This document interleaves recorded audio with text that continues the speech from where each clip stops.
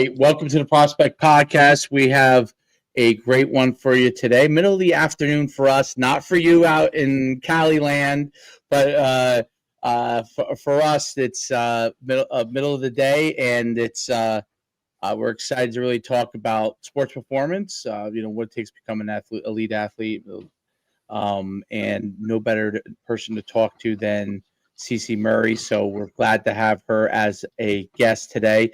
Before we talk a bit about her background, I have Coach DePascal as always here today. He's situated in the middle. We never know. Sometimes he's on the left. Sometimes I'm on the left. Right now, until somehow StreamYard gets us kicked out for some reason. But right now you're in the middle. Cici has really done a great job, and she's worked with over hundreds of elite athletes, from NFL players to MLB players to collegiate athletes, and obviously I'm sure as well high school and athletes as well. She's really built a reputation for herself, both working with male and female athletes, working with athletes getting ready for the NFL Combine, and she's really developed a reputation of really helping athletes get to their maximum performance level in the time needed. So we're really excited to talk to her today. Cici, welcome to the podcast. Thank you so much. Quite the introduction. I appreciate that. hard to follow up on that. So yeah, I appreciate it.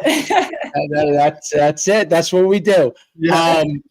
If you could go and just dive into your own athletic journey, you're diving into becoming a coach, performance coach, and kind of your genesis of your career for our listeners.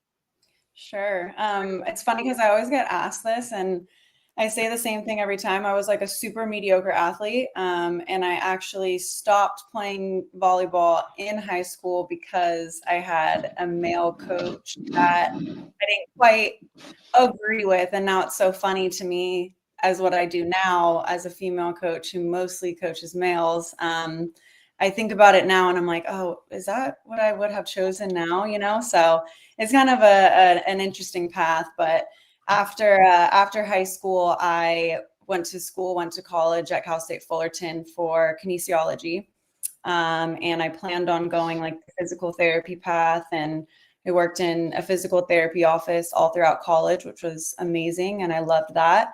But I think, I through trial and error and learning ins and outs of working in an office and different types of people and that kind of thing, it taught me really, really great and invaluable skills. But I think I had too much personality a little bit for an office all day. So during my time there, I actually got asked to coach a 7-on-7 team. And yeah, it was it was a local school that I worked with a lot of their football guys anyway. I started just kind of like going to their practices and going to their games and going on the sidelines and talking to their coaches. And so it kind of just came about where it kind of made sense. And I did that and I loved that. So I, kind of fell into more of a football space from there. I continued to work with a lot of football athletes. I ended up working with an NFL guy, and I met his speed coach.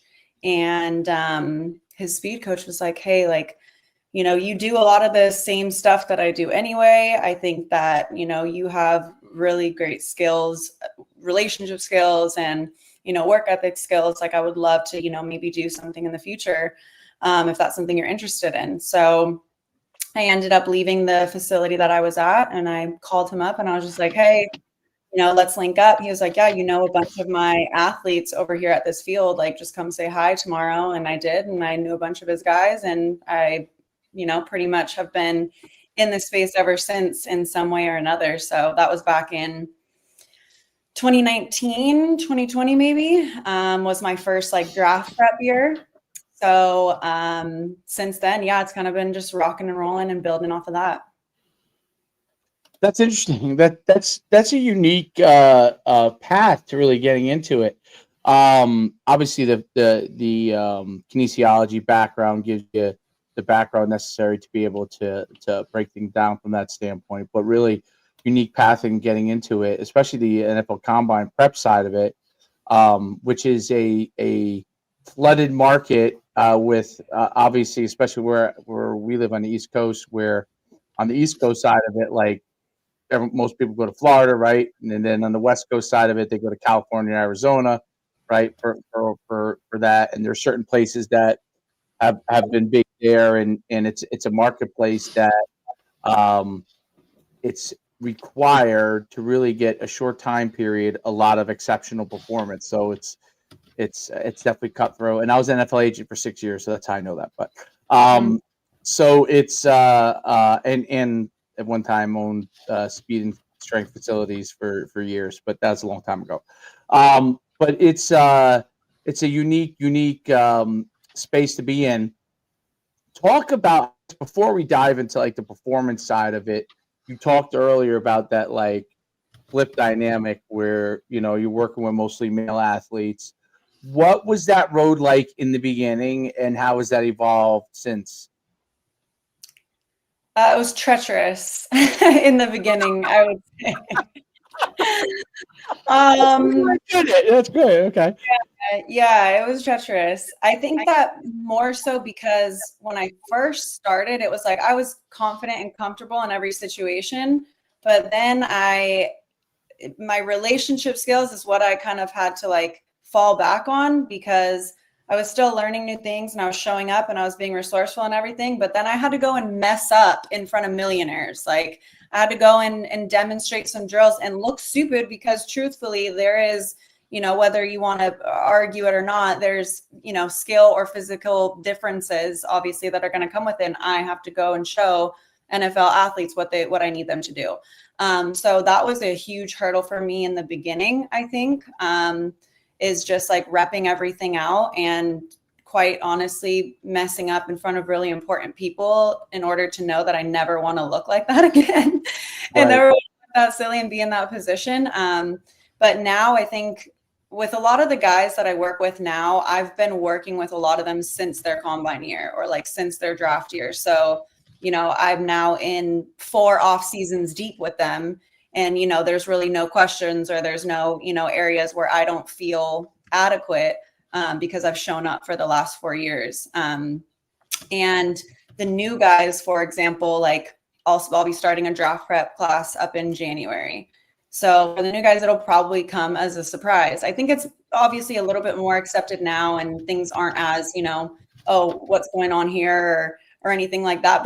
But there is still a huge gap in the fact that I'm a performance coach and I have them during the most crucial time frame of their career up to that point, and they're trusting me with 4 seconds of one event that could determine whether they make millions of dollars. So there's hurdles and there's obstacles and everything that come with it, but I think any discrepancies, or like I said, gaps, are filled by my strength of relationships.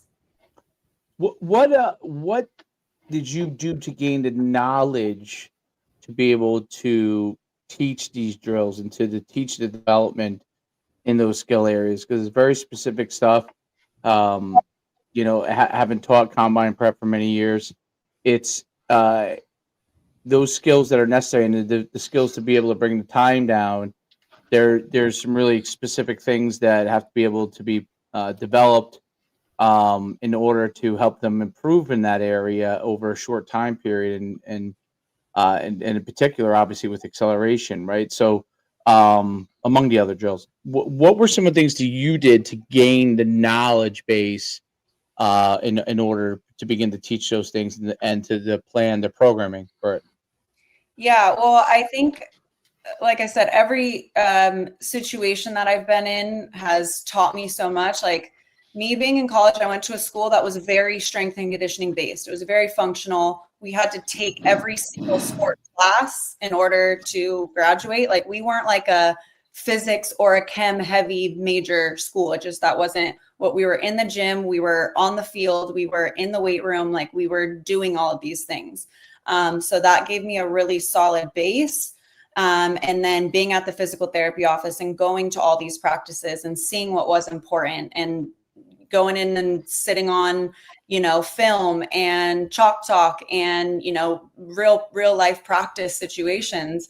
That was helpful. And then getting with my mentor and my business partner, Les, he was a huge help in, kind of tailoring everything that I knew into what was specific and what was possible and what was valuable, and especially within this certain time frame. So like I said, I mean, there was years where it was learning phases and periods, and figuring out what worked and what didn't, and figuring out what worked for me and how I can coach it and what didn't. So that was huge. And then, like I said, you get this 8-week period where you only have one goal, two goals: keep the athlete healthy and make them run faster. That's it. Right. The benefit is that you get these guys and they're already sensational athletes, and that helps. And they come off of good programs and big programs that they've been taught decent things, or you come to the other side of that where they're sensational athletes and they're really fast, but they look like shit. And if they're already running 22 plus miles an hour, like, I can't exactly change what makes them run 22 miles an hour. Like, I don't want to change that, but I can tailor the start, right? Figure out what your strengths are and not detrain you from what makes you good and what makes you fast. So it's really comes down to, like, profiling and analyzing the athlete, and again, seeing what they're good at and at what phase of the run are they best at. Everybody's bucketed, and within 8 weeks, you just have to find those pockets and like I said, train their strengths and keep them good at what they're good at, and focus on what is really important, which is, the start, the first 10 yards, the last 20. Like, there's, we break it up into pieces. So everything changes a little bit, year to year. We add, we take away, but the basics kind of remain the same. And I'm super grateful for Les in that department, because combine training is so specific. So knowing what is important and at what time, that's huge too. You can't peak them too early. You can't peak them too late. Guys run at Indy. And then, you have guys that are still running pro day that is a month and a half later. So you just got to kind of keep track of timetables. What is it as far as how you philosophically develop the speed for the 40-yard dash and the acceleration, and from a programming standpoint, like what is the philosophy that you guys have as far as how you develop that? Mainly our top goal is like 0 missed training days. Right now we are at the point where if you're going to a good school, you're playing until the middle of January. Right. NFL Combine is at the end of February, beginning of March, right? So, okay, some philosophies go out the window, and some, training programs, it's like, yeah, I can't actually start that guy when I want to. Right. So our main philosophy is, keeping guys in the green. We have done a really good job at investing in, like, our health side and our health performance team, and that's been huge, because we're able to take, like, structural versus how are they feeling day to day versus, what issues are they experiencing? Did they sleep 2 hours last night, and is that going to make them run poorly today? Right. We factor so much in, and that comes after years of research and years of different testing, and what can we do and what pieces can we fit to make this make sense, because it just is different than any other training that we do throughout the year. I hardly, other than this, I don't have any group just for 8 weeks really, and have two singular goals. So philosophy just comes down to research backing, what we feel is most important for that individual athlete, and, keeping guys healthy. Absolutely. With respect to the athletes that you have long term, so athlete comes in, I'm guessing those might be like high school athletes. Is that what you guys have mostly, like year round, or are they? Yeah.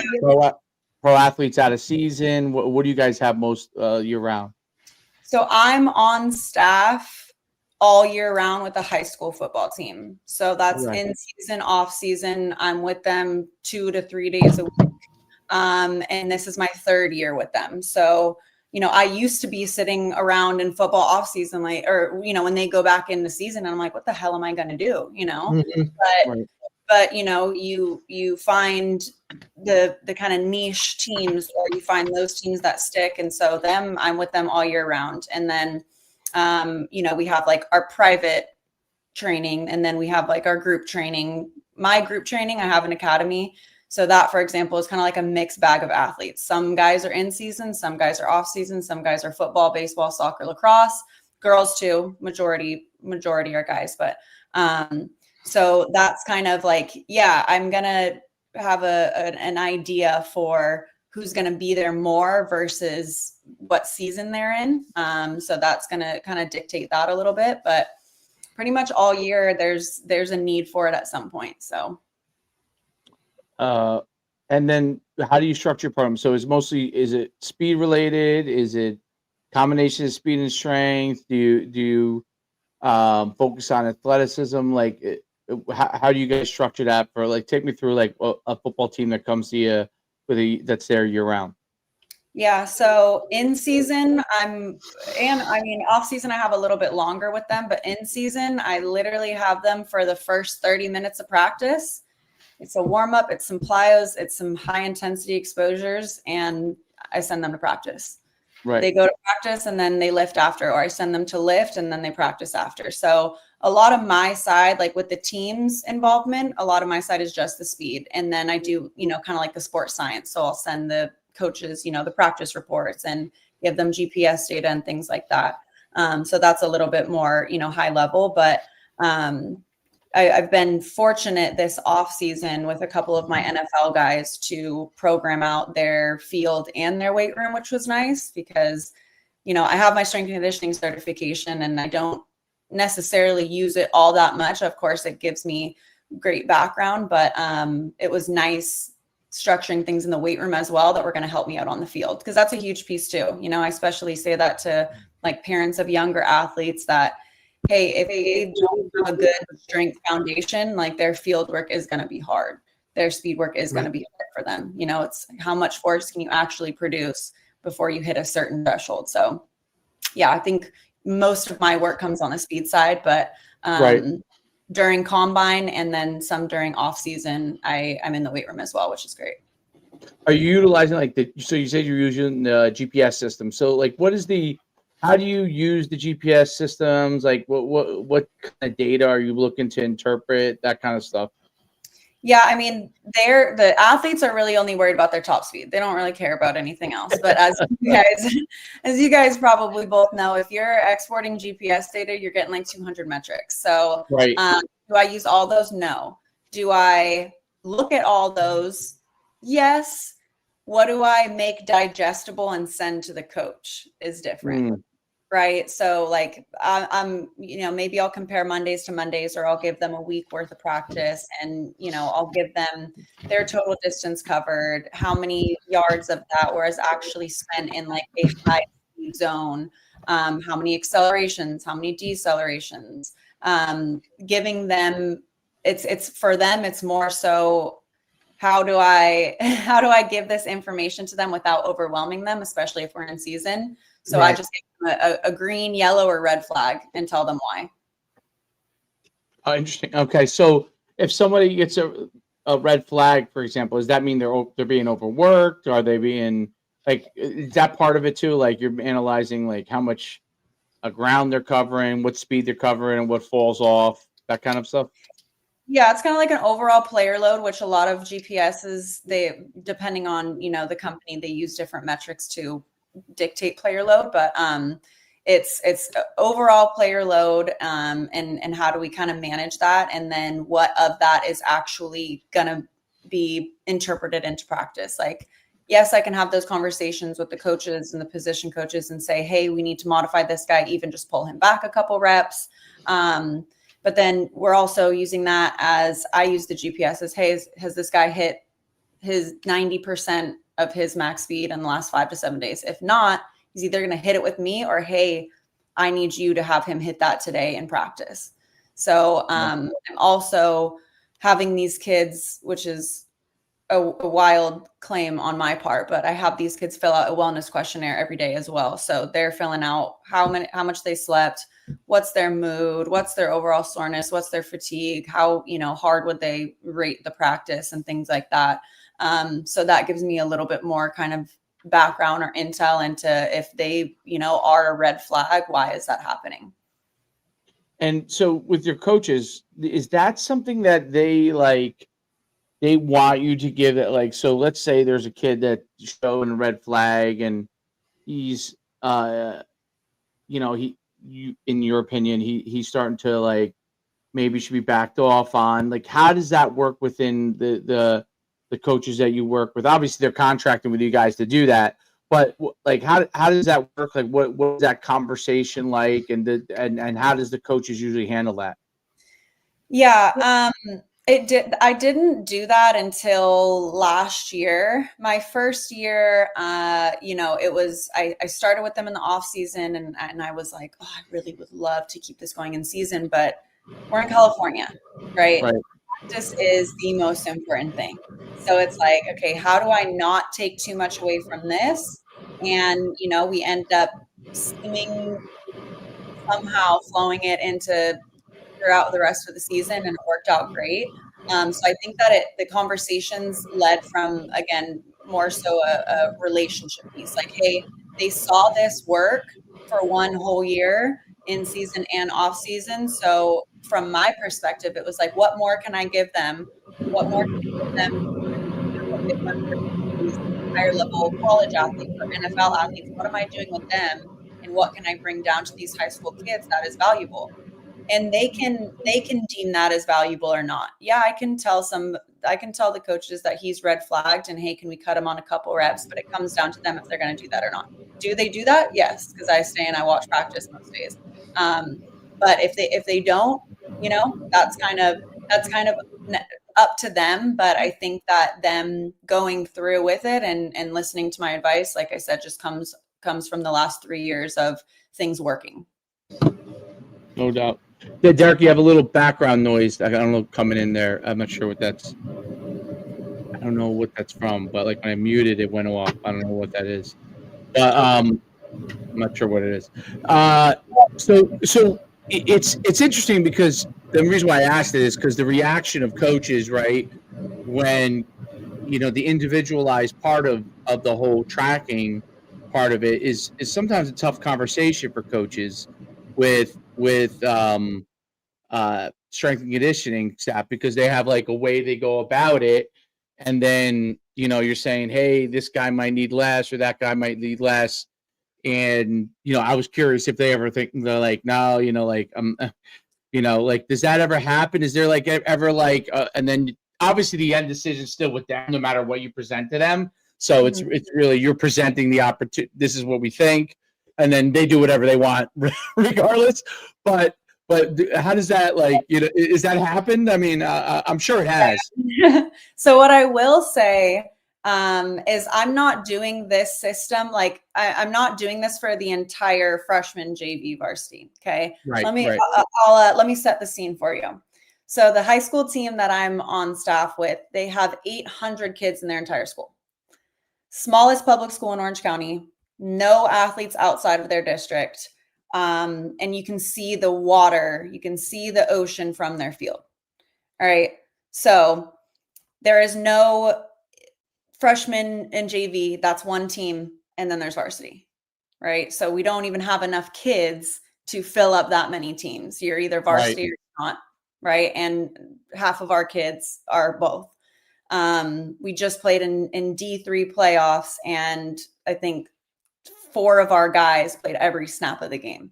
So it's more manageable with a system like that. I put GPS on the 20 kids that see the field the most, because their load is probably going to be higher or dictate more than what somebody who's not even seeing the field as much as they are. also at the same time, it's a little bit easier to implement some of these changes when when I walked into that school, they were D12 in high school. Wasn't sure that was a thing. Didn't know that it went that far before I got there. And like I said, 2 weeks ago, we just played D3 playoffs. So I think that seeing something work, seeing things change, like, and I'm not saying that them going from D12 to D3 was me. That's a skill thing, that's a coaching thing, and it's the best coaching staff I've ever worked with. So I'll always put that all on them. But whatever we've been doing the last 2 years worked. So it's like, yeah, I think we trust in this system enough. And same with my athletes, like they trust in me and buy into my program enough. That's what's made them faster. I don't think that it's been this, they're still 140 pounds, so it's like, yeah, they trust me and they believe me and are bought into what I'm teaching them. So that's, I think, what makes them faster, no matter what time of the season that we're in. Well, we've noticed a lot of the small and mid-sized school programs have had a lot of success with this stuff, with like the GPSs, Feed the Cat's philosophy of sprint-based football, those kind of things. A lot of it maybe because of the fact that a lot of them play both sides of the ball, and they're playing other smaller schools. And if they have this program, it's giving them a significant edge. Now, I'm not talking about scheme or any of that other stuff. I'm just about like performance-wise, significant edge over other teams that don't have that capabilities or do not have that ability. And it seems like it's had like really, really great results. And lots of big schools are probably using these platforms, but they're also playing other big schools. And I think that's what makes it so glaring when you see like a smaller school that has a decent amount of kids playing both sides of the ball, and they're able to perform at a high level. I think that's where the strength and conditioning, the speed, and like it's having, like, you could see the results really, really glaringly, because at small schools, like, that gap could widen very quickly, right, between the good and the not as good, because of that kind of stuff.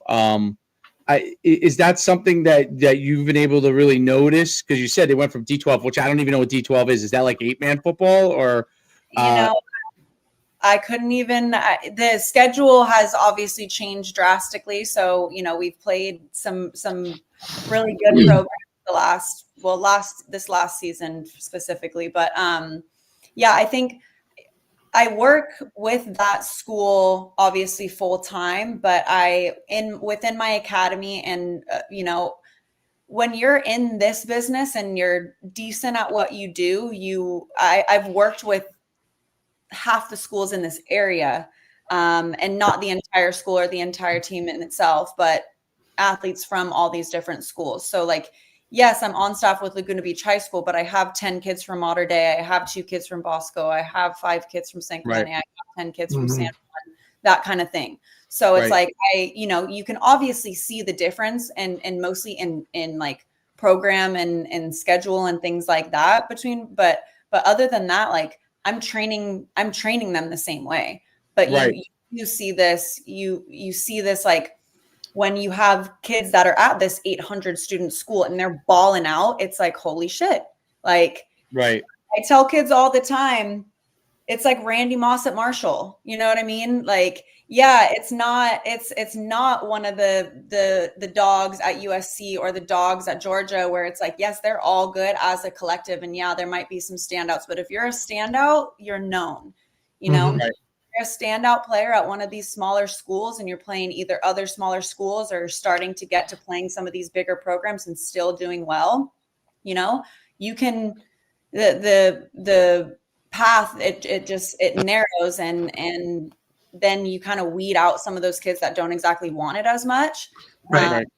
And the kids that do, it shows, No doubt. By the way, Derek, whatever you did, it fixed it.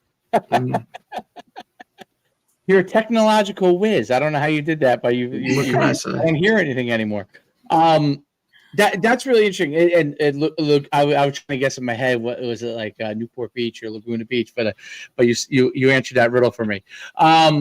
It, it's it's really interesting from that standpoint, because you're able to see like significant standouts that make a big difference. Now, with your everyday clients outside of like your team stuff, um, how do you orchestrate like individualization of those athletes' programs? Like, are there are there tests that you try to do to measure and see what they need to work on? What do you do from that standpoint? Yeah, that is kind of, I don't know, not necessarily a growing issue, but it's something that I try to in exclusive my program by doing, because I know that I'm going to have kids that I just met tonight. Like tonight, I have a session at 7 p.m. There will be a new kid that I just met tonight, and there's a kid that's been training with me for 5 years. So are they going to get trained the same? Probably not. I'm keeping the kids that are new or, have a lower training age, I'll keep them close to me, and I'm keeping the cues different. And if I could separate the class, I would. But then I know that I don't have to coach and cue my athletes that have been training with me for 5 years. I don't have to make sure that they're doing the right warm-up drills. Like, they know what to do. So that helps. And then, I'm testing, whether they know it or not, I'm testing every session. So, I have the lasers out every session. I have the GPS out every top speed day. We're doing change of direction drills. We're doing change of direction tests. Like, it's just how you manage it and how you control it and how you keep track of it. I utilize our universal speed rating, our online platform. And that helps out a bunch, because I know that, okay, this kid was here tonight and that's his baseline. This kid's been here for 5 years, and let's compare that to, 2 months ago or whatever it is, so it gives you that historical journey and, allows you to be able to like train multiple kids at once, or train kids that play baseball versus kids that train football, and kind of know where those changes and those discrepancies are. So I think it's really just about knowing the sport.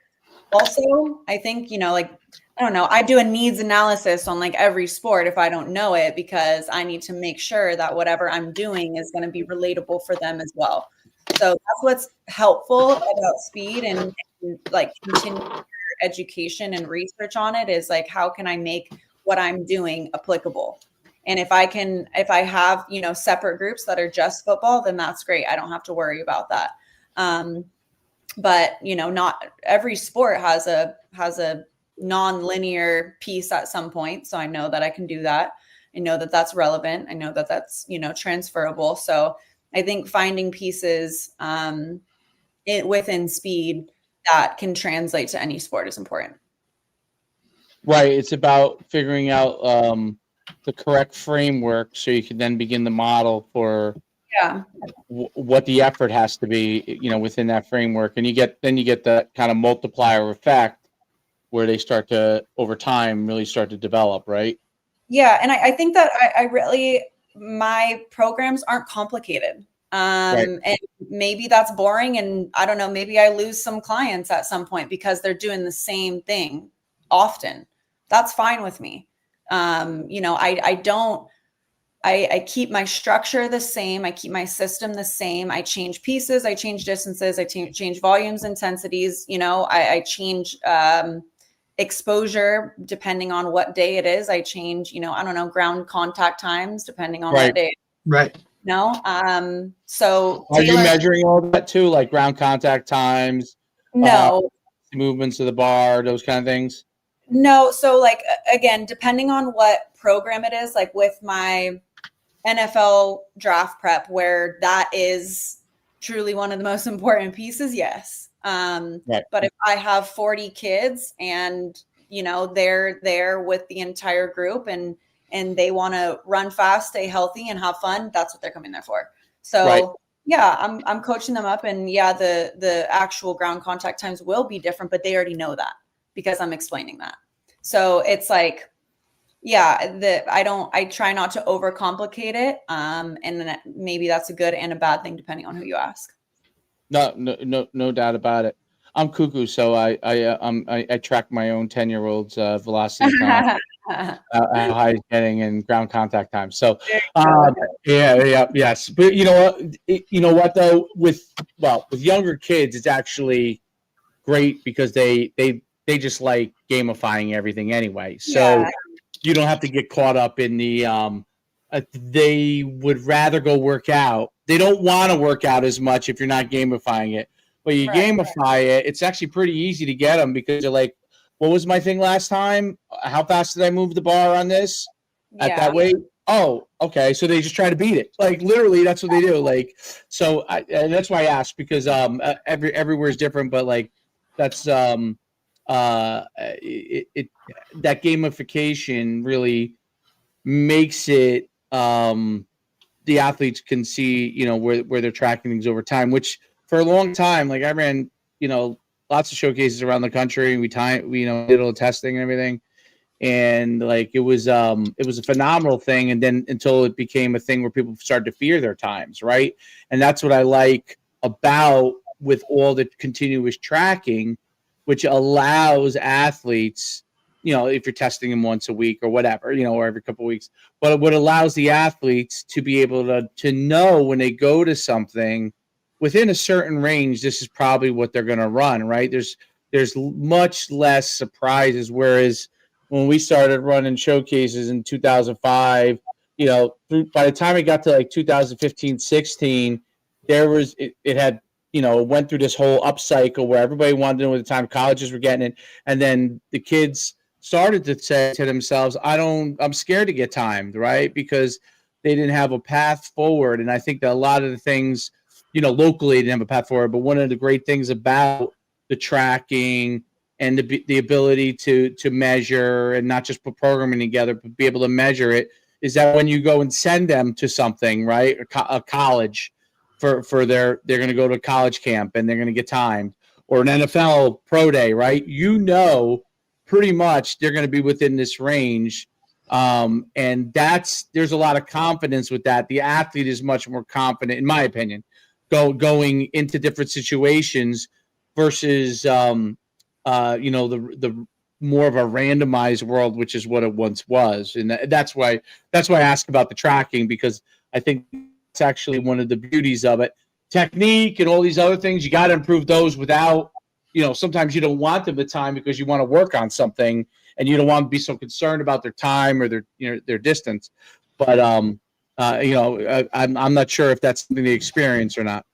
yeah. I'm on the side of like, yeah, if you're not measuring and tracking, then you're guessing. So, but in the same sense, like, what's the context? So if you're coming to me once and I'm timing you once, that doesn't Right. give you context, right? Right.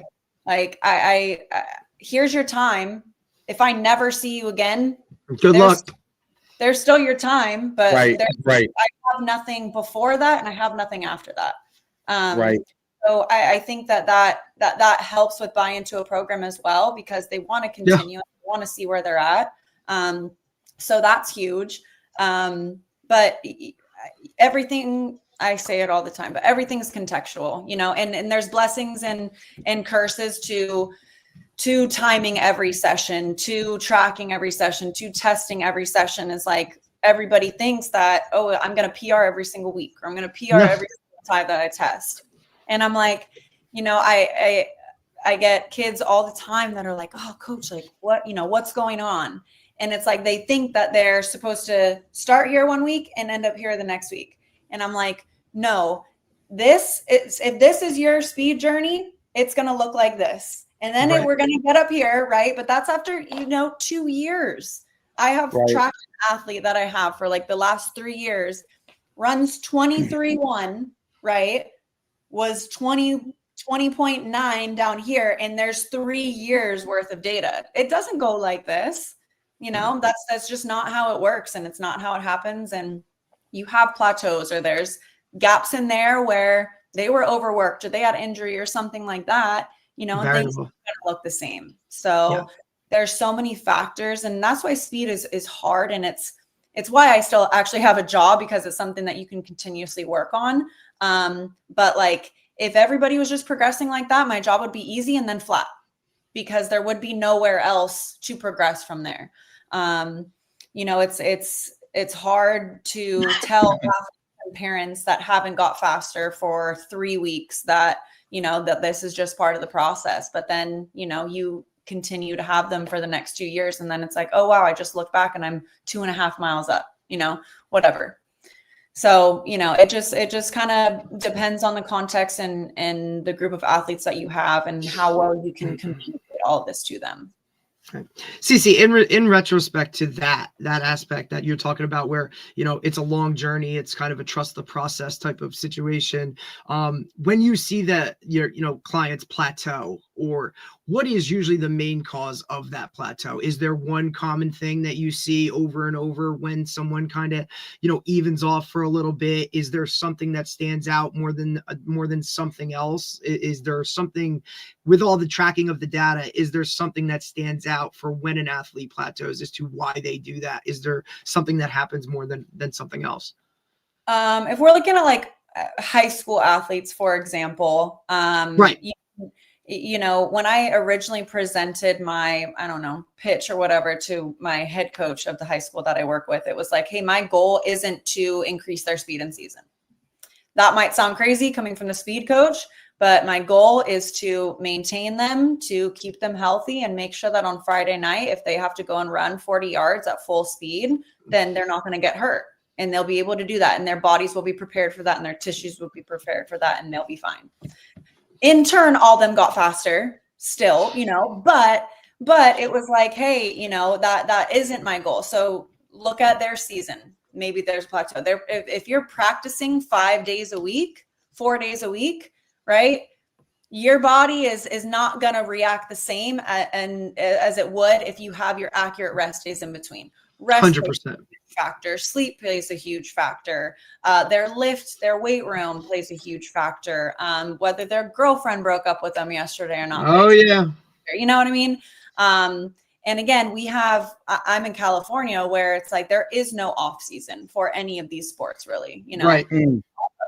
Which is so different, Cici, not to cut you off, from where we are, obviously in New Jersey, where it is so seasonal, right? And football literally basically, you are locked in a weight room basically for, a lot of months out of, the entire thing. There is no spring ball here, right? Like of these guys, yeah. So when some of these guys literally, look, for me, our season ended, there's still 2 more weeks of the playoffs here. They'll be done. Football will be over here in Jersey the first week of December.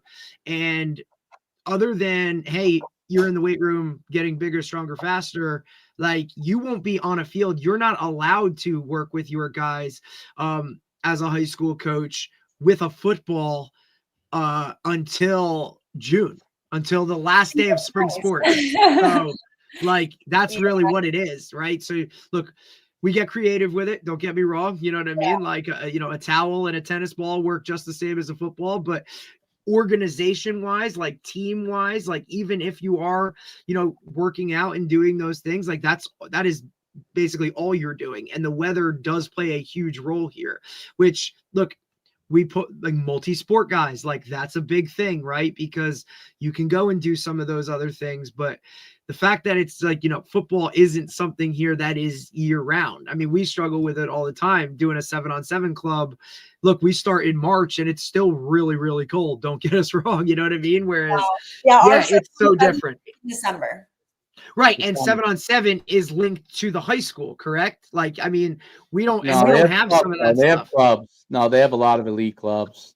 Too. Yeah. Oh, I know that. I'm just saying, there's also high school club. I mean, look, it's just so different when it comes to looking at where we are. Yeah, definitely. I mean, I honestly was unaware of that, actually, so we are still in playoffs right now. I still have guys that still play tomorrow. That will play through there's 2 more weeks. So we play into December. Okay. Yep. 7-on-7, I don't tryouts, whatever that happens second to last week of December. 7-on-7 starts in January. Right. Yeah. And they go from January, and if they're not doing 7-on, they're doing 4-vert with their high school. So I'm not sure if that's what is it called? called Forvert, so it's basically 7-on-7, but it is through their high school, which I'm okay with because they're playing with the guys that they're going to be playing with during season. Love so, that. Yeah, so that's something, it's like I said, similar to 7-on-7, but you have that communication with the rest of your team that you're going to be playing on. 7-on-7 is hard. It's a grind. And then you are playing with these guys that you've never played with before. And you're playing in these 7-day tournaments with no athletic trainer and playing 19 games. And then you come back and the next week you start spring ball. And then your spring ball is going for the next couple of weeks. And then you have one dead period in which you're with me every day because you can't do anything else with your high school. And then you're in pads in the next 3 weeks. It's like, there is that is the reality out here. So it's like, I have to work around that, and like dose everything where it belongs. I don't need to have you for 2 hours, 3 days a week and have every workout you do be the hardest session you've ever done. Right. I would like to microdose our exposures in, so that you are prepared for all of these things and you are getting this in, but it doesn't need to be, that's the nice thing about speed is I can take 30 minutes and have them get in what they need to get in and be done, So I think that's what makes it a little bit easier just on my side. But like I said, I'm working with a lot of athletes that if there's an off season, they're in club, travel ball, 7-on-7, other sports, whatever it is. I just don't have to combat the weather, which is nice. Yeah, no, I just quickly looked up Forvert because that's the look that up real quick. It's it's really interesting the model. When you said that your main goal obviously in season is to keep them healthy, to maintain where they're at, and then by virtue of them being healthy and fresh, they actually are getting faster. It was interesting because like Tony Holla, for example, and I'm trying to think of who the other guy was that said it to. They really are pushing hard to try and get faster in season, and as like a goal, right? As a goal, and Derek, right? That's one of the things that they've talked about. And I wonder if this is just me thinking out loud. I wonder if that's actually possible without creating extra stress. That's me thinking out loud. I'm curious your thoughts. Yeah, I think, everyone's going to have a different philosophy on this, right. and I'm, open to all sides of it. Right. I think that the philosophy though ends up being the same. Like speed is still the byproduct. Speed is the byproduct. Right. That's just kind of how it happens. And, that's what they pay me for. And that's what I'm there for. And, but it's what funnels into that makes them faster. At the end of the day, yes, they're getting faster. How does that happen? Why does that happen? Or what's your philosophy behind why they're getting faster? That's what's going to change. And it's what changes for me specifically, being a girl who has never put on pads and go and play football, so my philosophy has to be a little bit different. Interesting. Yeah. So I and that, not to, sound bias on anything, but that is an actual reality that I deal with, obviously. That there is certain pieces that I fall on or that I'm better at or that I'm not as good at. And so I make up for in other departments or I lack in some, so how I have come about in my, 6th, 7th year now of coaching is like, just like snowballed of like, hey, what didn't work? What worked? What didn't work? Hey, I hustled backwards that year. That didn't work. Let's build off of that and meet everybody where they're at. That's kind of what my now just like overall philosophy. I meet the coaches, I meet the athletes, I meet whoever it is where they're at. I lead with respect, and then kind of like everything else falls in line from there. Yeah, I think the what's great is that for the most part, nothing's being done. Where coaches are putting extra stress on them, and that's starting to put more and more attention, like conversations like what we're having with you and other people is putting into that conversation, like the Gasser philosophy after practice is a bad move. Okay. Any kind of stuff you're doing sprinting wise, just like you do, you know what I mean, or explosive wise, plyo wise, or anything, it should be in the front part, right? And it's a bad move. It's funny because for many years, my father's a long time, still is a track coach for probably over 60 years now, and legendary coach in sprinting, and track coach in general, but sprinting is one of his areas of expertise. What was interesting when we were in high school, and this was back when this is the 90s, back when we definitely got overworked. So we definitely got overworked back then. By design. By design. But one of the interesting things you always used to say, like as far as like with lifting, is like, hey, if we're gonna do anything explosive, we got to do it before we get to some quote unquote some of the stuff that we need to get done in practice, but make sure to do the speed explosives part early on, and not to put yourself in a situation where you're going to overtax it. Now, mind you, back then the workouts were partially torture, and for a big sprinter like me, every single thing was absolute torture.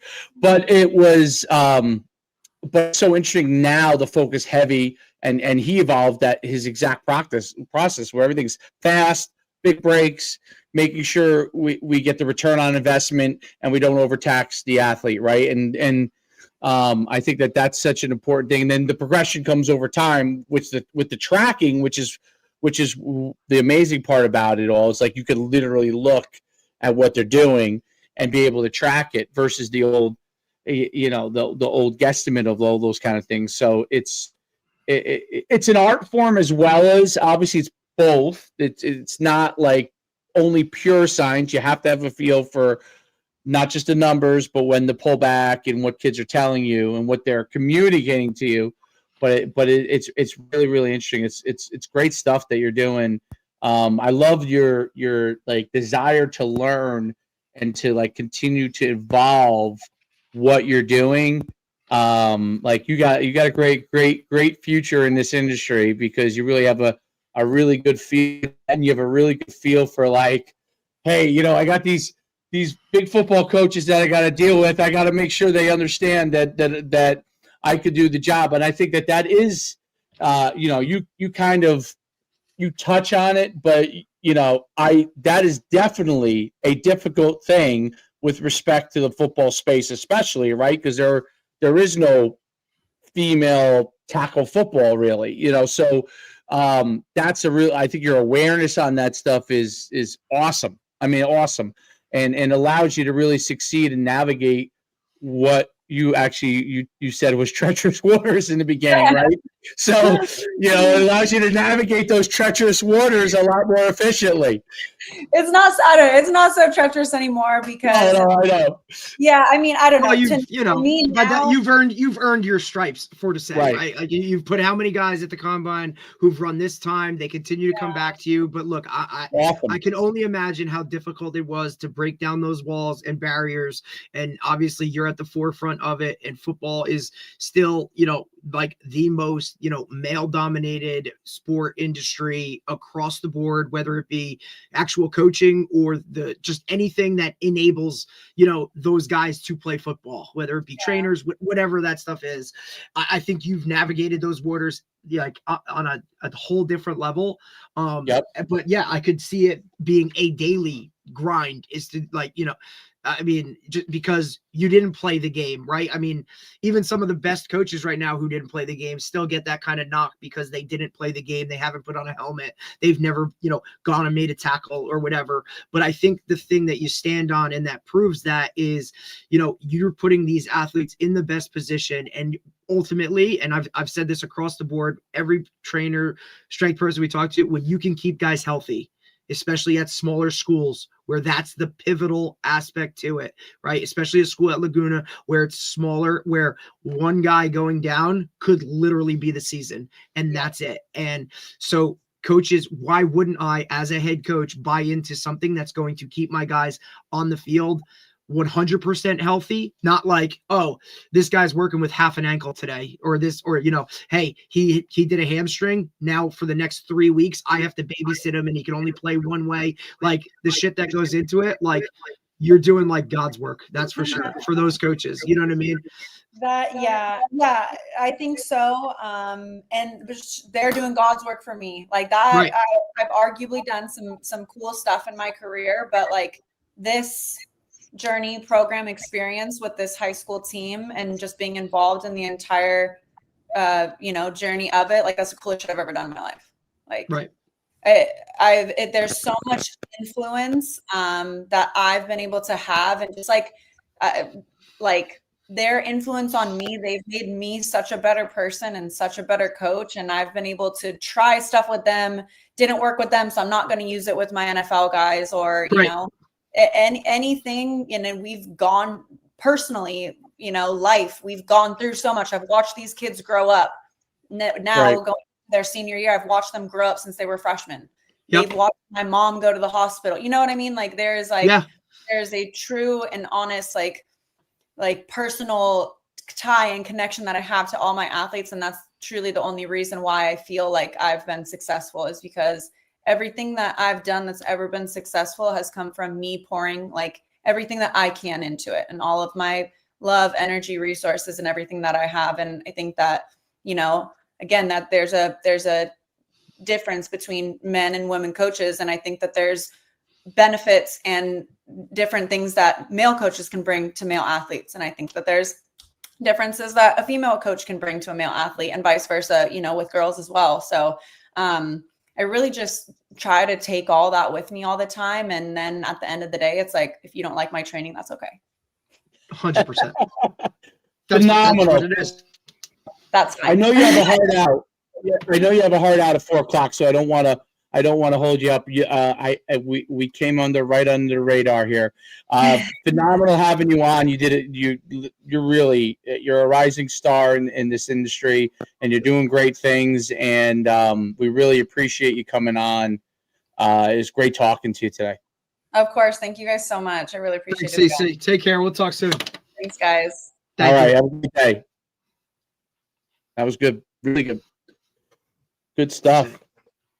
Again, like the whole smaller school, dial it back a little bit. I noticed a trend there. Keeping guys healthy, man. Keeping guys healthy. And I think it's cool to look like it has a larger impact, because it's not a survival of the fittest mode when you load it with athletes, and you can't really one of the things about like small, because we both went to small schools, so we know this probably firsthand, like it really has a huge impact on smaller schools. Like I see this kind of programming, as many schools that can implement it at the smaller school level, it gives them a better opportunity for success.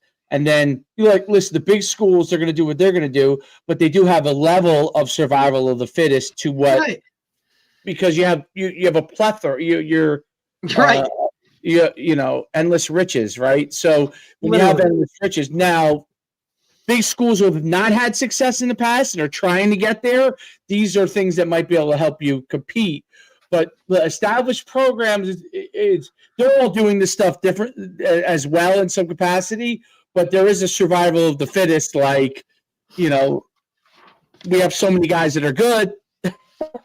The one that can handle all this and keep on trucking is it doesn't mean that. Also, hey, if God forbid that guy something does happen or whatever, this guy can go play and we'll still be okay, right? Like you don't have that with smaller school. You don't. Like it just doesn't work like that, And to see how that, and like as a head coach to buy into it, right? Like I'm sure like, hey, like this works, right? So we're going to continue to do this. You know what I'm saying? And then to see the kids be like, okay, like we were at this point in like a couple years ago, we've done it this way. And now look at where we are. So you know what? Like, let's keep doing it. And then they'll tell the younger guys that are coming in, like, this is how we do it. And it's just, the dynamics of it just work out so well that, you just keep rolling with it. But I mean, I'm sure it was extremely difficult for her to break into it and for guys to like buy in and trust it. I'm talking more of like her NFL guys, right? Like without the backing of someone else saying, no, what she's saying is right? That initial group of like, really, like, this is what we're going to listen to. Like, you know what I mean? Like, we're going to listen to, a female who's never played this sport before, and she can't even demonstrate the drills or whatever that she's asking us to do. But then, the second you see your numbers start going a certain way, or what she's teaching and coaching starts helping you, like, okay, now we're all in. And now there's that retention factor of like, hey, where do you go? Oh, we go here, or I'm going back here. Like, that's how it works, man. Yeah, no, I think that the tracking stuff really enables you to create frameworks where someone who may not have the background can figure out programming faster versus, like literally in the past, it really was an art form. Like you didn't have all the measuring that you did have to have like some knowledge base to have a feel for it, like a feel of like, I know when I was getting better, or I know when someone else was getting better from this. I saw it, I was around it, I played with it. That was your original framework.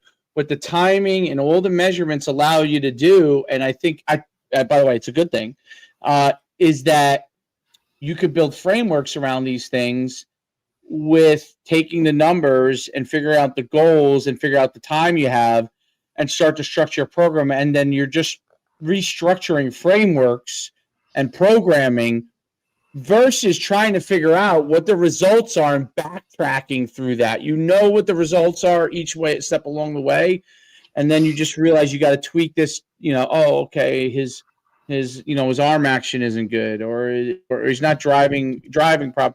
Like you could track that because you could see at certain points where things are weak or strong. And I think that allows you to like break apart the actual development aspect and say, well, we did this. This is what we did last week, and we had some progress to the next week. Oh, we have 3 weeks of no progress. Okay, right. Let's restructure some of this stuff to do this. Okay, great, that worked. All right, so if you weren't able to time, you could go months and not know if you did really develop. Right. That's why track and field was so important. Because what did track and field actually do? You race every week. You know whether the training you're doing is getting you better or not, because you literally had a time that said you ran slower or faster, or you jumped farther or not. And what you said is 100% true. It's like this, up and down, because I just think about when I was a track athlete, sometimes I peak too early. Okay, now you can measure, so some of those things won't happen as often. But sometimes I had a great day. I jumped really well or ran really well. Next week I ran slower. But if you look at the tracking over time, it probably over time was more of like an upward line, but there was downs and ups. And in the old days, the downs and ups were probably pretty radical, even though you probably got better over time.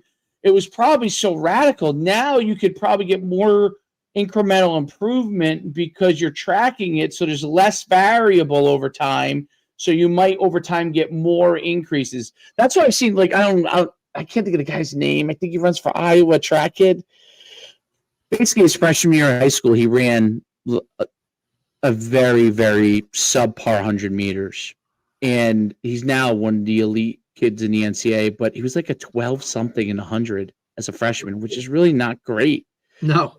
And now obviously he was dedicated to it. Maybe he didn't train properly, but he like went all in. This coach did a great job of tracking him. And by the time he was out of high school, he was like a 10.5 or 10.4 guy, maybe 10.4. I think he was the Iowa State champ. Now he's, one of the top sprinters in the country in the 100 meters.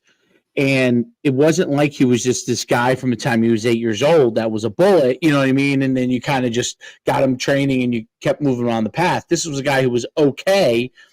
And that's where I think you can, like, if you can get numbers, you could figure out, like, you have to have talent. Obviously, he had talent. There was something that was missing, maybe puberty. I don't know. You know what I mean? But you can make larger improvements in areas that we once thought were almost impossible. You know, like you always say, like, I wasn't as fast. That wasn't really fast. It was quick. Well, in today's world, the fact that you were quick means that you have fast twitch, which means that if you were tracking these things and you were developing, and Butler had this back when you were in high school, you probably were very fast. You just didn't train in that capacity, right? Because to me, fast twitch is fast twitch, right? If you're able to now, it doesn't mean you would run the 100 meters Right, it's different. A 6 foot guy. You know, a 6 foot guy might run fast because he can. Maybe he's close to as quick as you, but the stride takes over and so on and so forth. But like for 40 yards, right, or 60 yards, you definitely should be. You would have been. And those things wouldn't be as much of a factor. Height is less of a factor. The fact that you're quick is less of a factor. And you may have been able to figure out, even at the 100 meters, by tracking turnover, like drills to do to gain more turnover, to gain more stride length. And then you would have looked up and you'd be like, wow, you know, I was, guys thought I was an 11.9 sprinter and I end up ending my career at 10.9, right? And that makes think how big a difference that would be. That's a difference with your skill set. You were first team All-State, right? Right? You were first team All-State. So if they looked at you and said, oh, Derek's really quick, right? Okay, you go to Sacred Heart, right? And that's where you start out. Well, if they went in and they said, well, Derek's really quick, and he ran a 10.90 100-meter dash, right? They would be like, well, can he play at Rutgers? Maybe he can. You know what I'm saying? So, like, even though he's quote-unquote undersized, he's quick and fast. I think you can develop those things. And the flip side for, like, a big guy, like, overly, like, a tight end type guy. How does a tight end guy go run 4.4? Well, in the old days, he'd have been stuck in 4.8 land. He's big, he's clunky. They didn't know how to, like one of the guys we had on said there's, some guys that are tendon driven and muscle driven. Well, tight ends are more muscle driven, right? They're bigger guys. They got to develop the muscles around it because the tendons are not as twitchy as a skinny guy, right? So that's how those guys go and run 4.4 because they figure that out and they develop them. Now, all of a sudden, a 4.8 guy runs a 4.45, and you're like, yeah, he could play in the NFL. And I think that's a difference maker, which is really, really interesting. And coaches who are on board with this, I think, are going to have a huge advantage. There'll be a window of time, like as it becomes super affordable in 10 years, like we'll be old by then, Yep.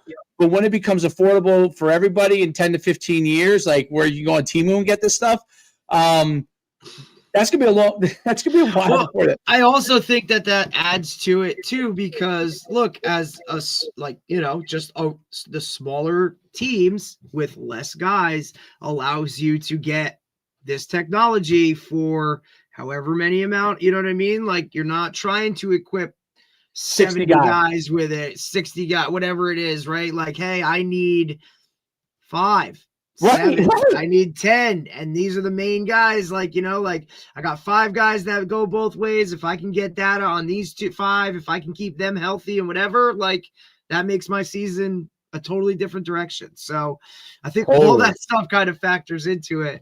And ultimately, like, I think that's the trend. I think I don't think it's a trend, to be honest. Like, I think once guys realize like this is what's gonna help, everybody will follow suit as for how fast that happens. I don't know. Tony talks about it all the time. Like, I've been doing this for God knows how many years. I just got popular, but I think with the way social media is and how fast things can kind of like catch on now because everybody could see more of it, it's not just like word of mouth or anything like that. Like people could see it, like, adopt it, and before you know it, like, bam, they're doing it. Like that, I think will increase it. But I mean, the more you see it, I mean, look, the NFL already does this. You know what I mean? Like, they ain't practicing hard. Right. Like, you know what I'm saying? Like the highest level program, like at this point of the college football season, like you ain't banging around in practice unless you're, And if you are, you're Maybe. the 3 or the 4 on the depth chart, right? And they're trying to figure something out. Like the ones aren't doing shit right now. You know what I'm saying? Like you're just, again, Working your plays, working your technique. 100%. Like survival of the fittest. Everybody's kind of quote unquote banged up right now. Like I'm not saying guys are hurt or you know what I mean? Like, or injured, right? But guys have something going on that, hey, I just need to be full go for Saturday or Sunday. And that's what this kind of balances an entire program around. There was you might know the name because I think he just stopped coaching a few years ago, but coached college for a million years, and there's his name was Lyndon Johnson. He was a lineman for UConn before I got there, but he had this reputation of not actually practicing very much, right? And he was unbelievable. I mean, unbelievable, like All-American. But it used to frustrate, I heard it secondhand, obviously, from guys that played with him because they were older when I was younger. But they said that, like, he didn't practice on this day or that day, and then he would get ready on, And if you think about it, the way that people coached back then, where they just buried you, right? He was so good that he had some sort of own internal, like, preservation system that if he wasn't the best one of the best linemen in FCS at the time, he wouldn't get away with it, right? They wouldn't let him do that. But because he had this own internal preservation system, which allowed him to be fresh in every single game. But in his case, it was kind of like he didn't really practice much, but it was kind of his own version. Right, absolutely. You know what I mean? Like, and only obviously back then, a guy who, was really the best player could get away with that. Like, I couldn't get away with that. Of course, hell no. Fullback or you linebacker. had to be really good to, like, you know what I mean? Like I had to work my tail off every day. Right. And there are certain positions that you were never going to, like, a running back could get away with that. Honestly, a great offensive lineman could get away with it because how many great ones are there? Not many, right? Correct. So there were certain positions that maybe a receiver could, but it's really, really interesting. And that now you're seeing, obviously that is now the norm, you developing preservation within the players. And I like to think about, like, go back to, like, when was Glen Rock at its best in the small schools? When was Saddlebrook at its best? When was Butler at its best? When they had really integration. Now they're obviously great. Part of it's probably also, I hate to say it because they're so good, but there's not as many great teams as there used to be at that small school level. Especially not at the small school level. Yeah, small school level. Whereas they're one of the few left. You're only competing now with, if you have a good program, there's a handful probably. And they've done things right, like schedule-wise, where they're playing, schools that are that size, right? And it's always the argument of, like, oh, well, like all the old heads just want to be like, well, you don't play the teams we played. Well, dude, it's different now. Like, it is just different, right? Oh, well, only 4 teams made the playoffs back then, and all that kind of nonsense shit. Like, dude, you still got to win. Yes, with Butler, Saddlebrook, Glen Rock really did. They were integrated back in the day with track, right? That was a big part of it. Right. And the track coaches were like, hey, football coach, if you want your football team to be better, give me your fastest guys. Right. I'll get them faster for football. You'll win more games. Give me your shot putter, your lineman. They'll be lifting for sure because they got to lift the track practice, right? So they're going to squat. They're going to do this is before, obviously, you had all the coordinated programs the way you have now. Right. But that gave those teams at that time period, at 90s or late 90s, early 2000s, Butler, obviously, we're doing it in the 80s and 90s all the way through when you were there. Glen Rock was really in that 90s, mid-90s time frame when Paul White first got there, then albeit, and Paul White had to suffer losing until he got all the program, and then he basically he got, like, he had to step down, but he was just a track coach then. But he worked with Aldiet, and then DJ Nymphius obviously was there. So you see these things. And in Riverdale, Riverdale had this great track. I don't know what it's like anymore, but they had a great track program. Old Japan, probably the best track program still in North Jersey in public schools, right? Mm-hmm. Not that other kids don't play sports, because now you can, because you can track these things. But there is that, the track coach could go to football, and the coaches that listened really had a huge advantage. Like, absolutely. You're handing me 4 or 5 guys that are much faster. Or you had the football coach that was the track coach. Right, Like, right. that's another part of it, right? But just the overall, like, collaboration between sport coaches, right? Like, now everybody's just kind of out for themselves or whatever it is. And there's no like, hey man, if we can be good at football and track, then the school looks good. And guys, that's not, I don't know, man. Like, that stuff's kind of gone away. I noticed that at Red Bank when we got there, even though some of our kids did run track, but I noticed it wasn't like, I remember it wasn't a thing. Like, they weren't like, yeah, like, it was like, well, I do track, but they weren't trying to, they were doing the best they could, but they weren't invested. That's the word.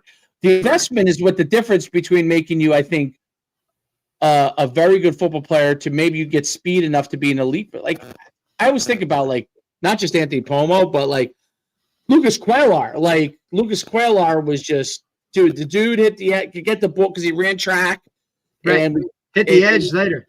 It was like he pitch it, and it was like, unless we played a team like you guys or Glen Rock, it was literally. The pitch hit the edge when he pitched it, and Lucas caught it. It was like he just shot it. It was 6. It was crazy. And that one player being healthy or not separates that everything. Program, everything, right? Because that's just what you're working with, man. And it's really, it's just different. But I think it's a positive, right? The more that guys latch onto this and buy in, it'll just continue to like track upward. No doubt. DJ actually texted me and was asking me, like, we were talking a little bit about this, and he was saying, like, who was the kid that was your fullback, like our dive back in the day? Right. His name is Jesse DeLuey, and he said, well, I said, well, Jesse DeLuey, not only was he 215, like he was like my height, 215, and he placed in the state group meet in 100-meter dash. He ran like 11:0 something. Like, those kids can run.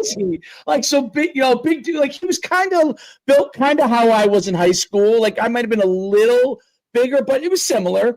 And the dude would he would get a dive play, and it wasn't like he was overly shifty or anything. But if you missed the tackle, like, the dude just ran straight fast, and he was gone.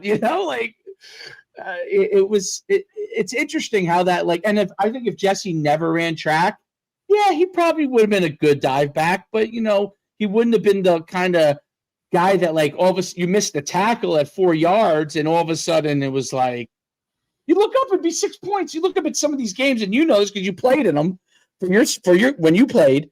You look up and you're like, all right, well, I guess we have 30 points already, and you're like. And when you played was still when those conferences were good. Okay, this was right, and you were dropping these points like teams like for like the BPS. Hawthorne was good. PCT we played PCT. Patterson Catholic we played Glen. These teams were powerhouses. It's funny because when I discuss it like my son asked me, I'm like and I'm like I can't explain if you look at it now versus what it was like 20 years ago. No, I can't. You can't. Even 15. It's not even close. Yeah, it's not. It's not even close. The last few years that I was at Powell Park, it was the last time. And the next year, my very last year, I noticed that actually there was a kind of a drop happening. But those last couple of years, it was like still. You still had Saddlebrook as a power. You still had Pompton Lakes as a power. You still had Hasbrook Heights as a power. Butler, obviously. Glen Rock was still a power. Like, you still had some of the, Hawthorne was a power.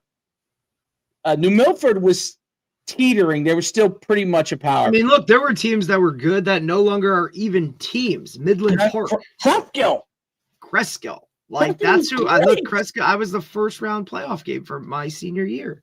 But I also think, like, look, it's also helped those small programs kind of stay afloat and stay relevant too by putting them all in that group one type of conference. And look, they do things a little different where they kind of play a pseudo conference championship. And you know what I mean? Like that's add a little quirk to it that kind of keeps that, like, I don't know, that smaller group one, like thing alive. Otherwise these programs wouldn't be programs anymore. Like they wouldn't even have teams. You know what I'm saying? You'd have a bunch of co-ops and all that kind of stuff. So it's a good thing. Oh, you have some fluid? Okay. In 5 minutes we'll work out. So, yeah, no, I agree with that. You know, it's funny, Cresco, like Bob Valley. Was Bob Valley? Yeah, Bob Valley. Yeah. So Bob Valley, like, this is how coaching used to be. Now, I don't know how it is now in the last 5 years. I mean, it was changing even when I was in my last few years. But Bob Valley, like, I remember playing him, right? And he used to do whatever it took, like high grass, whatever it took to beat you, right? And then I would the next time, you know, he would be like, "Hey man, you know, come into my office, come down to Cresco, let's talk." Like literally, he would say, he'd be like, "Hey, you know, you're doing some good things." He's like, blah blah blah. Like he would talk to me. He's like, "If you need anything," and it was genuine. If you like, you know, we're not playing till next year. You need anything, blah, blah, blah, blah. Like, you know, come and see me anytime. Come to my office anytime, you know? And that's how coaches were. You know what I mean? Like coaches were like Bob, he would do anything to beat you, like anything. But as soon as that game was over like anything he could, like if you wanted to even talk with him about what he did against you, he would. Like he would talk 100%. Like, hey, this is what I saw, you know, this was a weakness you have, you know? And I mean, those guys are not as many of them are around anymore. I mean, there's still some, but I that was one of the things that as it got later and later, I don't know that it happens as much just because of social media. You have coaches clinics, but like people don't invite each other into the offices because you get all the information anyway, so you don't really need to. You can watch it and get it, right? So, but I that was one of the things that I absolutely used to love, dude. Like I used to love. I'd meet Dunkin' Donuts with Benji Wimberly. We would talk about, you know, like Benji Wimberly. To me, when I first started coaching, like, oh my god, like this guy was, you know, already a legend with what he had, and he talked to me as I was a normal person, you know, 100%. Like I was a regular guy. I was saying to me, hey, I remember when you were in high school when I was a young assistant at Patterson Catholic and coaching against you. I'm like, oh my god, Benji, like, you know what I mean? So right. Those things that used to be a really good thing. Like, you know, when you get into coaching and then guys would kind of like, hey man, like I remember you as a hell of a player or whatever, or just like give you that respect that like, hey, now you're on this side of it. Like, what can I do to help you? And that's how they were when you were a player, right? Like It wasn't, you always, you know, oh, that guy's the other coach and whatever. No, these guys were like, hey man, like there's a mutual level of respect across the board. Like, and that was something that was always to me, like, so I don't know, just took it to a whole nother level of like, why do I want to do this? Like, because that stuff's so cool. So cool. And so cool. It's probably a world that's never coming back, but because everything is now it's just, there's a lot of egos, right? It's all about me, right? Like, you know, that's why I kind of love this thing that, you know, like how people are just so willing to come on here and just puke it out and share whatever, and how can we all get better? Like It's not like, you know, oh no, I'm not saying any of that because, you know, I don't want that. Like, no man, like we all want to be really, really good, and it's better when everybody is good, you know what I mean? Like I don't want to go out there and beat somebody's brains in and embarrass somebody, right? When I know how hard behind the scenes, like what everybody's putting in to win and all that kind of shit. Like I know how hard those kids are working, irregardless of what, you know, all the other stuff. Like, hell no, man. Like I'm never going to be like that. Like what can I do to help anybody, you know, kind of get where they want to go or achieve whatever dreams or aspirations that they have? Like that's what guys did for me. And that's like how I'll always be with, you know, guys, if they ask questions or want help, like I'm going to be the same way.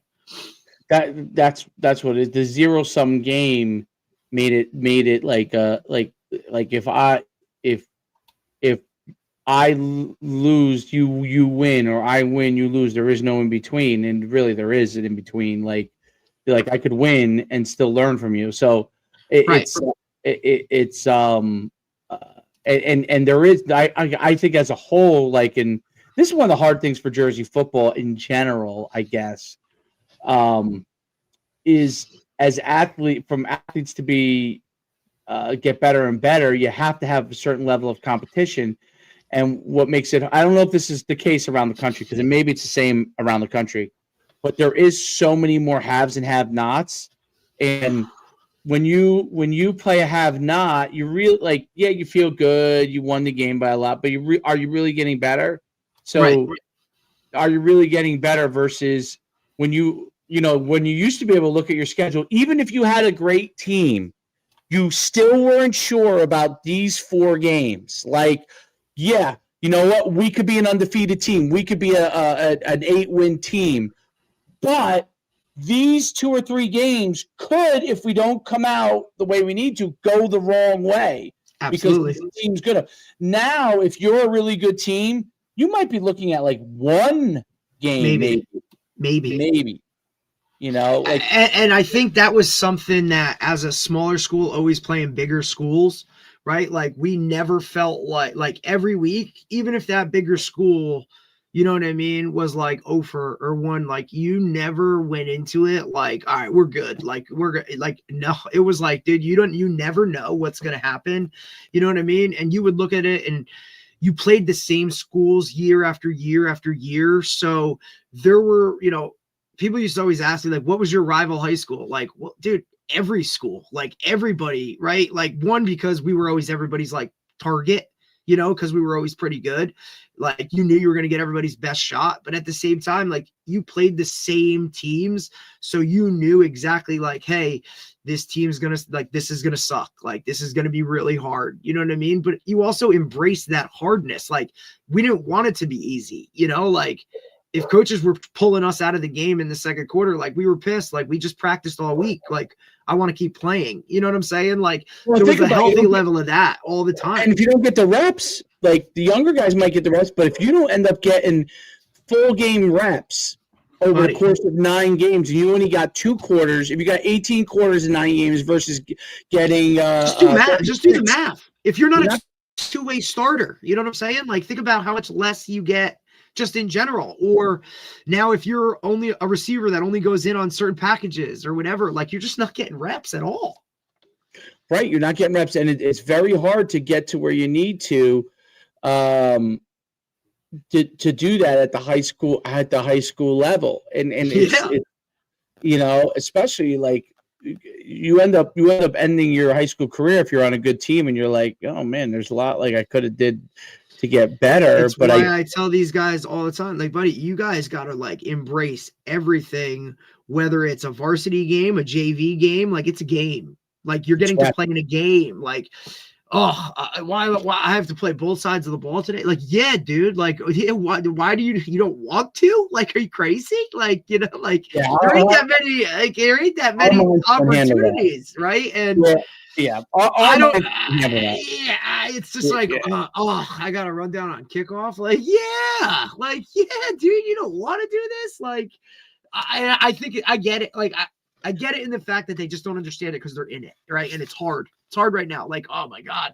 But, like, after that 3rd game where you're in game shape and you're like, this is amazing. Like, I'm good to go. Like, let's go. But look, on the same thing, like, yeah, I'd love to have GPSs on all my guys tracking that you just played 100-something snaps and whatever. Like, sorry, dude. But, like, also, like, you're going to thank me. Like, like, shit. All right. Whatever, All right, tomorrow. Are we back tomorrow? Tonight. Oh, tonight. That's tonight. Okay. Yeah, Quisenberry's tonight because he wants. Dude, he's been like tomorrow, right? Tomorrow, 10:30 a.m. with the new head coach for girls flag at Caldwell College. Okay. Quisenberry tonight at 9. Yeah, with Quisenberry. Okay. All right. He feels like he's short-ended us, buddy. He's all like, dude, we had bad connection, and I was walking around outside, and he's like, now tonight we're good to go. So Okay, I will. All right. Let me put that one together, and I'll let me know. That's 9 o'clock, right? Yeah. All right, perfect. All right, man. All right, man. Well, I'll see you later. All right, buddy. Bye. Later.